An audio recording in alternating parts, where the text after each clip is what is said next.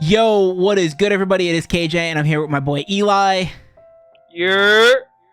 And we are here for week 7 of PPL Season 2 Heat of the Week. So, as Eli is showing you on the screen, you can see the Eli tier, the bronze, the silver, and the gold medals. We're about to be through 7 weeks, and I mean, it's still a pretty open race, honestly. Look, I'm just happy to show you guys a clear leaderboard because I don't know what happened to the webcam last week. But the important thing is that we got a new webcam. Or no, I just reverted back to my other webcam and it's a lot crispier. New old webcam. New old webcam. That's what we're gonna call it. That's what we're gonna call it. A new old webcam. So this is the leaderboard for 6 weeks. It's pretty well distributed, I must say. And to address the Eli tier allegations, as owner of the Eli tier, I do not care. If Daria wants to get on here 2 more times, so be it. Like, the that is wild. The world is our oyster at this point. Oh my goodness. That's just how the Eli tier is going to be. And we'll see. We'll see what happens. We'll see what happens for this week. So should I tell him now? Should I tell him now? I mean, I might as well. You know what? It's my tier. I might as well just start it out. Just start it now. You want to talk about, this is Heat of the Week, right? So usually the Eli tier, the honorable mentions, is a way to, preheat the oven for what we're about to cook in the next few minutes. This is certainly one way to preheat an oven. This is Dr. a set. Slacking. This is Dr. Slacking, sir. I don't know how you were able to get away with this. We are befuddled. We are befuddled that you were able Honestly, to... I felt like a lot of leagues still had this banned. I don't necessarily think it should be banned, but I felt like a lot of leagues still had this banned, but apparently not. And honestly, the interaction is kind of heat. Not this one. Not this one. So the move in question is Swagger. So, if you're a Gen 6 person like myself and KJ, you guys should know how Swagger is broken. But it was an oversight in the rules page, and Dr. Slacking tried his best to use it to his advantage against Addison. So Swagger mirror. So this interaction was insane. So the Swagger, it's pretty hype, honestly. Yeah, no. You Swagger the Rotom fan that would otherwise check the Tornadus Therian, right? So now the Rotom is at +2 attack but confused. But because of Mirror Herb, you get +2 attack. You don't get confused. With no confusion. And now you eat your Mirror Herb, which means Acrobatics is now 110 base power now. But then that's where all the good ends, unfortunately, because the next turn was a smackdown at +2, and I have to say, I can't lie. It was very nice chip. It was very nice chip, but it wasn't enough chip. Bruh. You were at +2. That is pitiful. +2, and it did, I get it. It's a Rotom. They have a good defensive profile in terms of, they have good bulk. They have pretty good bulk. I mean, it's 50 base HP, but whatever. But, bruh. Hey, Doc, don't come at me. Come at KJ for that, because the SmackDown didn't... Yo, it was dope, but... The SmackDown didn't kill the Rotom for full. And, maybe Rotom fan could hit itself in confusion or something to get value out of the turn. No. Slow Volt Switch into Deoxys Speed. Into Deoxys Speed kill. Yep. Yeah, that's where, it was going so well, and then it just fell off a cliff. Yep. The whole set just Torn, be better. Cliff. And you gotta be better. And that's KJ's closing statement on the whole ordeal is just, Torn, do better. Dr. Slacking for the Eli tier. That's all. That is all from me. KJ, tell him about the bronze tier. Tell him about the bronze medal. So, yes. So bronze medal is actually a set that we had in Eli tier a few weeks ago. Now, I think it was 2 weeks ago. Now, this coach brought a very similar set, but it worked this time. And so Seabad is back with Blunder Policy Blood Moon, but it worked. So Blood Moon is able to click a bunch of buttons, do its Blood Moon thing, but then it missed a Focus Blast, got the finally speed boost. Missed the Focus Blast, baby. And yes, honestly, Blood Moon put in so much work in this game. Like, it got way more kills than I feel like it should have. Like, there was just no way to deal with it. I think my favorite part was when, so it's +2 speed, but the problem is that Venusaur in Sun is faster thanks to Chlorophyll. It still ate the Power Whip, no problem. It did. It did eat the Power Whip too, which was wild. And then it just blood mooned it back, no problem. That was probably my favorite part of the whole Blood Moon actually popping off for Chase. Like KJ said, not too long ago, I believe it was probably last week, if not 2 weeks ago. I think it was 2 weeks ago. It was in the Eli tier, and now it has redeemed itself. The redemption arc for Ursaluna Blood Moon is real out here in the PPL, ladies and gentlemen. It's real. True. That Blunder Policy, you live and die by the Blunder Policy. Yes, sir. as a Blunder Policy consumer and aficionado, yes, you live and die by it. I'm staying far away from that item. If you miss, you profit. If you land, it is what it is. Nah, miss me with that. Oh, man. Moving on to the silver medal. So, the silver medal is actually interesting because, KJ, I haven't seen this coach in a minute, but now this coach is back on the podium once again. Okay? True. And I think they had a silver. I think they had a silver in week 1. Yeah, that's right. It was week 1.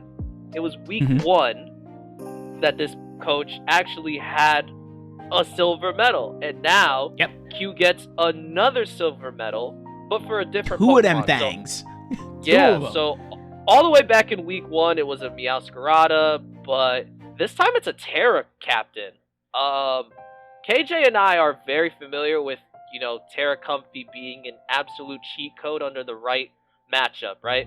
Because you could be Terra Fire to get past Steel types, and you can be Terra Ground if the Opt has a Heatran or if the Opt just doesn't have ground resistance, period.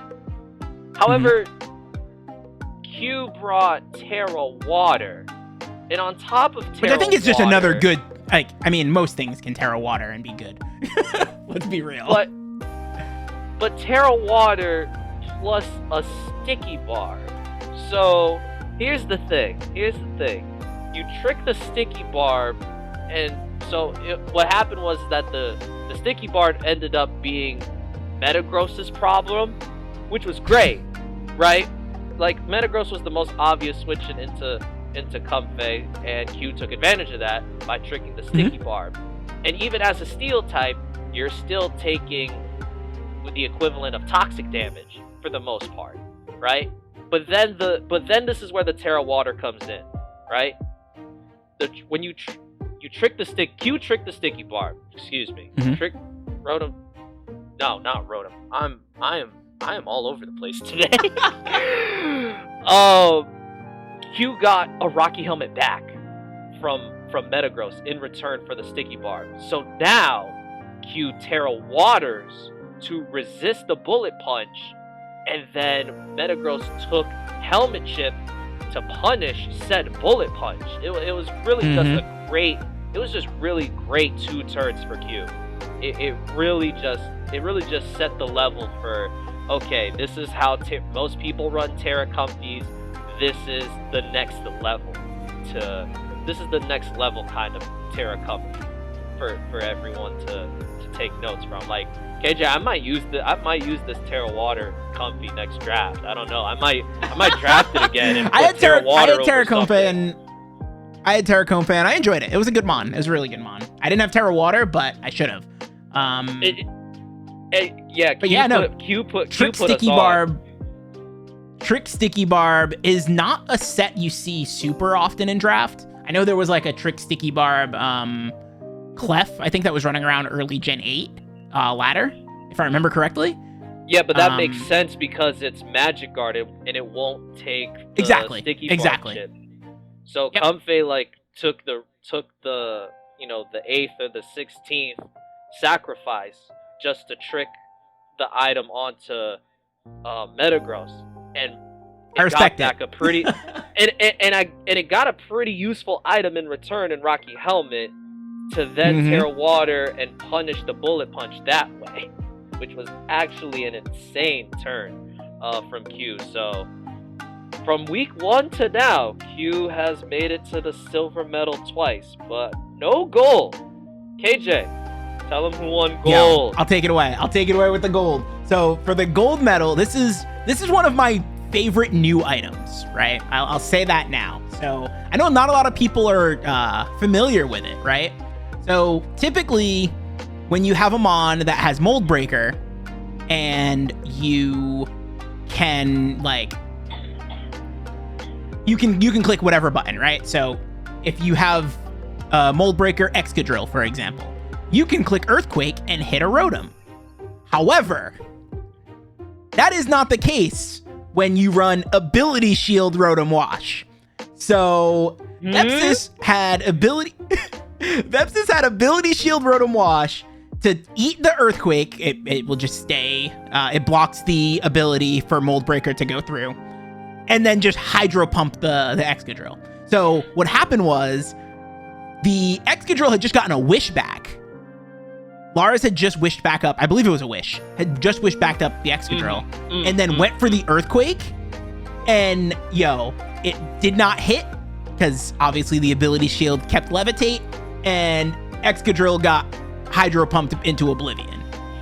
No, that was an insane turn, because you would think, oh, Mold Breaker, I can just EQ in front of this, but Rotom says it has Levitate, so how is it still levitating if I'm Mold Breaker? And KJ is very familiar with this item. The way I love Blunder Policy is the way KJ loves Ability Shield. It's because I got sauced up with it once, and then I was like, I gotta use this. I will be honest about that. I got sauced up with it early Gen 9, and I was like, I gotta use this. And I have been able to use it a few times, and I do really like it. But honestly, this was the perfect use of Ability Shield, and it made Rotom Wash much more useful against the Excadrill. And honestly, Rotom Wash in general, just its bulk and everything, its bulk and typing and whatnot, was just really good in the matchup in general. And it was able to get rid of something that otherwise would have been able to normally check it. So that's going to be our number 1 for Heat of the Week. Congrats to Vepsis for getting the gold medal this week.